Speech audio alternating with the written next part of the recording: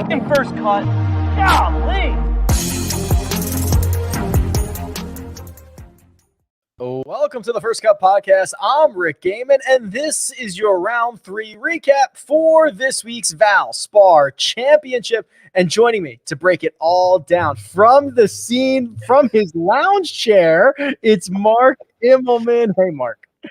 Folks have to be watching this lot on YouTube. We're staying in the Fenway Hotel, which is this awesome old place. It's right on the water here, and the whole theme of the hotel is musical. So you can see the Fenway symbol above my head. It's quite the place, I got to tell you. It's a symbol, but it looks like one of those gold records. Like you're like a very successful rock star or whatever. Like that's what it looks like from here. I just need my smoking jacket, and we'd be good to go, right?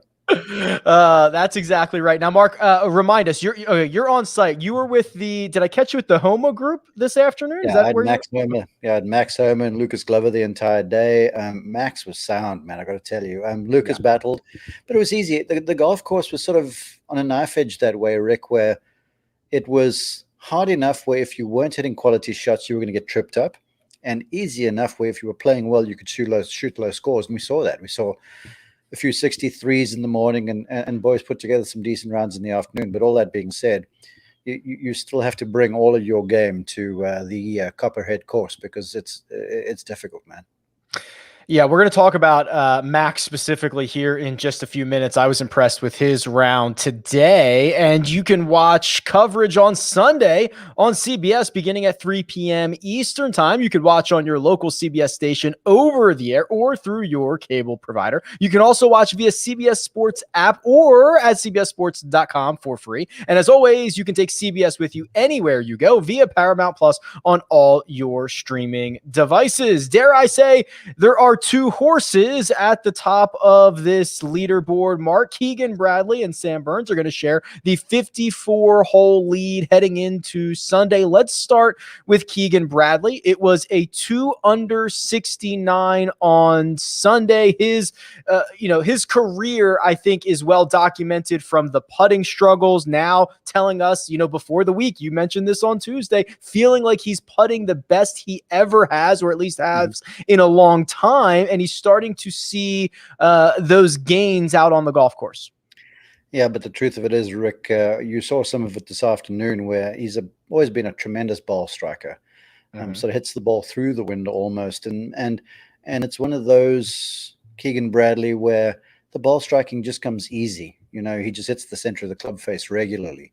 But you saw late on Saturday afternoon here, and you'll see more of it tomorrow. And it's even more heightened, the emotions and everything involved Sunday afternoon, where today you saw, I think there were 3 short misses. Good news for him, they were all missed high. That means that, maybe he's starting the ball on the line and there's not something wonky with a stroke. But if you're missing high as well and you're overreading putts, that also tells me that you're adopting a defensive sort of a posture mentally. So there's good and there's bad to me in this, and that high misses don't mean you're shutting the face down or the path is errant or whatever the case might be. But it tells me that Keegan might be confident, might be putting well, but you're going to have to make those putts tomorrow afternoon if you want to win. Because, I know this thing's been sort of separated to a certain extent. And I think the guys at 10, if they get out and do 5 under, you might have a shot. But you're not going to back into this victory. You're going to have to make putts coming down the stretch. And Keegan knows this, and I'm sure he'll be spending some time on the putting green this evening just to galvanize whatever it is that he's been working on. Yeah. Do you worry that when the pressure gets ratcheted up on a Sunday, you could, in theory, revert to old/bad habits? Your weakness could get magnified. I mean, I worry about that for Keegan on Sunday in the heat? That is such a good question, because everybody within earshot of this podcast has played golf, and everyone's been there when you found your little swing key. And then you do it, and then you try and you remember it, and you play the stuff over in your mind, and then you hope to bring the stuff tomorrow, and then you get there, and maybe in warm-up, you miss 1 or 2, and then all of a sudden you're kind of clutching at straws kind of thing. And so yes, I am a little concerned that you could get back to old habits, but the good news for Keegan Bradley is he's won at the highest level at the PGA Championship, and he's got Scott Vail on the bag, and Scott Vail is highly experienced. and he's been on many, many winning bags on the PGA Tour. So he'll know how to shepherd his guy through this, and he would have been on hand for whatever putting lesson it was taken. So Scotty DeVale knows what's up. He'll make sure that his guy does what's necessary because, look, it'll be fruitful for both of them if he does. That's certainly true. Our co-leader, Sam Burns, also at 14 under. Mark, he's had some Sunday troubles of his own. We talk about Sam Burns often here on the First Cut podcast. We know the ceiling of Sam Burns. We also know he was in the final group at Torrey Pines, 4 putts the first green. We know that he had a multiple shot lead on Sunday at Riviera, comes up empty-handed there as well. This is his third 54-hole lead or co-lead this season already. Jordan Spieth, the only other guy with as many. I mean, I have concerns about Sam Burns as well going for his first PGA Tour victory. Yeah, every contender is always a little flawed. Everyone has their Achilles heel, and the champions are the folks who navigate their way around it or deal with whatever the issue might be on any given day. And for Sam, I feel like maybe he's been baptized in the fire enough now, and maybe there's enough experience and enough road wear on those tires that he'll know how to deal with the adverse situations tomorrow. Because the thing about Burns, and we talked about this last week in New Orleans, his high is just so high. Yeah. I mean, he hits the ball magnificently well, and he's got the swagger about him that's innate. You don't learn that. And he's got this quiet confidence about him, but his lows are just too low right now. And you win tournaments when you take the bad moments and you get your way around there without anything real disastrous happening. So for him, I think if he gets off to a good start tomorrow, that'll be really good. He did today, obviously. But if he gets off to a good start, maybe they'll just settle the nerves a little bit. But the beauty about it for Burns and Bradley and Homer and maybe the Tens, but I would say those top 3 guys, they've split themselves from the peloton just enough, where maybe Keegan and Sam can make a bogey or 2 early, still have it a bit of an advantage. Because I think over that back 9, that second 9, I can't see a whole heck of a lot of ground being made up. The par 5s you can get, and then 12's a tricky short par 4, but otherwise you're hanging on to your hat. So I really can't see someone from well down the field just going bananas on the back 9 and posting something silly. So I think if there's anything playing into the favor of these 2 guys that have sort of burrs in the saddle or whatever you want to call it, I think the fact that they're so far ahead is helpful.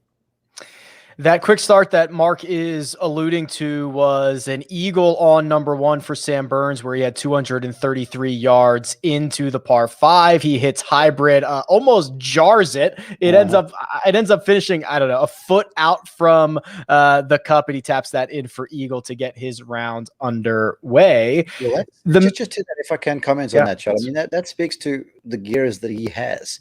Because from there, you have to elevate the thing fast, which you can do.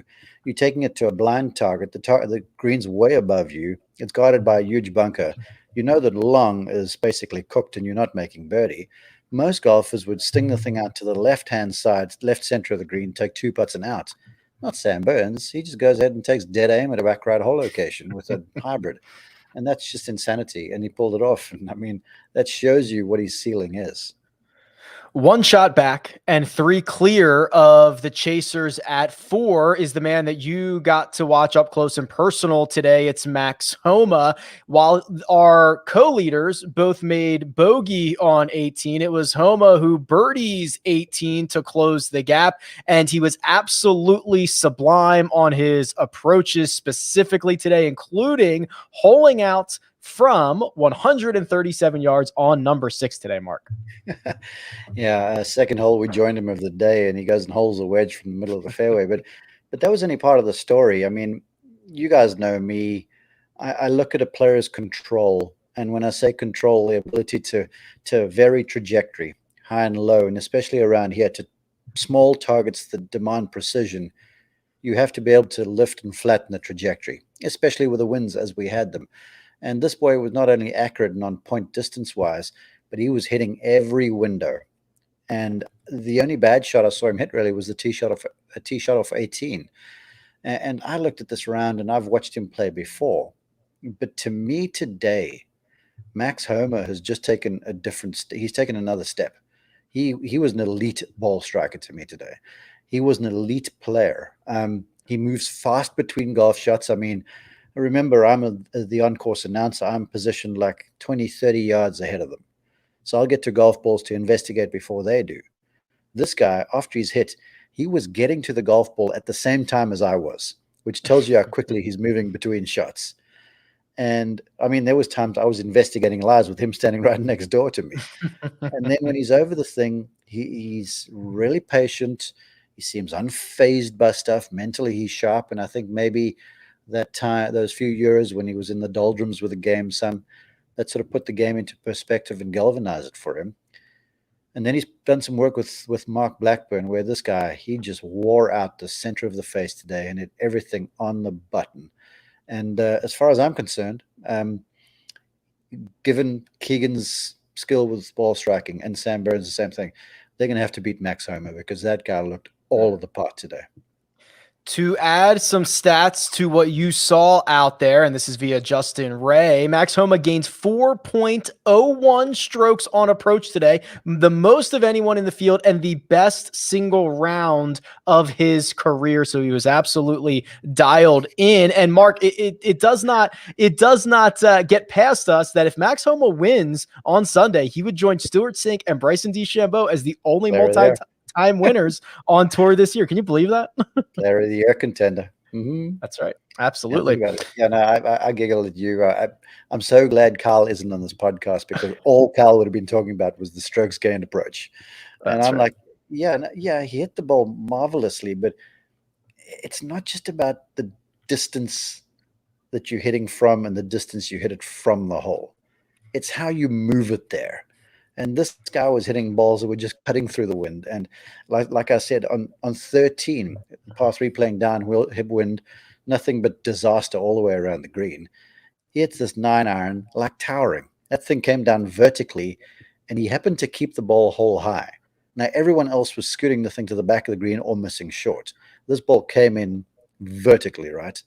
And then one hole prior, on 12, you're back into the breeze, and he flattens off this 8-iron that almost flew like it was running across the top of a table. And I was like, my goodness gracious, this guy's got it going on. And if he brings us tomorrow, boy, he is going to be a tough out. His trajectory in the last year or so has been fun to watch. He seems to get better each and every week. We're going to take a look at the betting board over at William Hill. But first, we're going to take a quick break and hear a word from our partners. And we're back. Mark, William Hill says this is very clear. It is a 3-horse race. Keegan Bradley is the favorite. He's 2-1. Both Sam Burns and Max Homa 2.5-1. After that, we're getting down into the 20-1, 25-1 range. So William Hill says the winner will be Keegan Bradley, Sam Burns, or Max Homa. The way that you have described it to me from what you saw on Saturday, it appears that you think Max Homa is the favorite to win this golf tournament. Is that accurate? I think so. I'm surprised they're making Keegan the favorite given the deficiencies with the putter. So clearly the guys at William Hill hang out with you first cut guys because that's right. They're giving a big advantage to ball striking. But we've said this. I've said this, and I'm going to say it until I go to my grave. If you want to win, you've got to make putts from inside of 8 feet in the final few holes. A whole day, preferably, but the final few holes. And Sam Burns is a good putter. Max Homa, to me, is the most complete player of the bunch there. And look, anyone can win if they get going. But it's going to be hair-raising stuff for these 3 guys coming down the stretch. And Homa, of those 3, is the most recent winner. And he won around a demanding golf course in Riviera, where you just put 1 foot wrong and you got a golf ball rolling down a hill somewhere into Kingdom Come. And so I think not only physically does he have the gifts and the traits, but I think mentally he has the experience to hang in around a golf course that's likely to test you. And there's going to be 1 or 2 little trip ups and landmines along the way. And you're going to have to be very smart about how you navigate those. We can throw the odds out the window. I'm kind of looking at this from almost a bit of a storyline angle. I mean, Keegan Bradley, this would be his first win since 2018 BMW. So he has won since that anchor ban that we know all that's well documented since that has gone into effect. This would be Sam Burns' first victory. And Max Homa, as we mentioned, he would literally thrust himself into the player of the year conversation because he'd be one of the few guys who has won multiple times. So I'm kind of thinking like, I don't think any of these guys need this victory. I think it would be cool to see Sam get his first, but I really think Max Homa going from Twitter celebrity, a year ago or whatever, to winning Riviera, to doing what, I mean, he's played excellent this year, to winning again would really validate him. And then he'd go and I guess he wouldn't defend. No, he would defend. He would defend. Exactly. Yeah, he would defend next week. Like this could be I like that story. I kind of just want to see him win. It's a heck of a story. I'm glad you brought up Quail Hollow. That just came to me now. He's clearly playing the best golf of his career. He's comfortable where he is because, winning, as I've sort of tried to document, there's so many things that go into it, but you've also got to be comfortable with being uncomfortable. And that's what the final group represents. Keegan, Bradley, and Sam Burns are going to be in uncomfortable spots. And even though you're playing well, there's just that mental and emotional toil that you go through. And Homer's right out in front. This is setting up perfectly for him to post something. So I'll lend the edge to him. But me personally, Keegan's a great guy. I love to see him win, but I just want to see Sam Burns break his seal. Yeah. Because when he does, I feel like it could be prolific. I mean, this boy is gifted. And when he finally gets that one out of the way, who knows what the future might hold. Max Homa won't have his buddy Taylor Gooch in the final group with him on Sunday. Ted Potter Jr. will have to do this time around. Okay, Mark, much appreciated.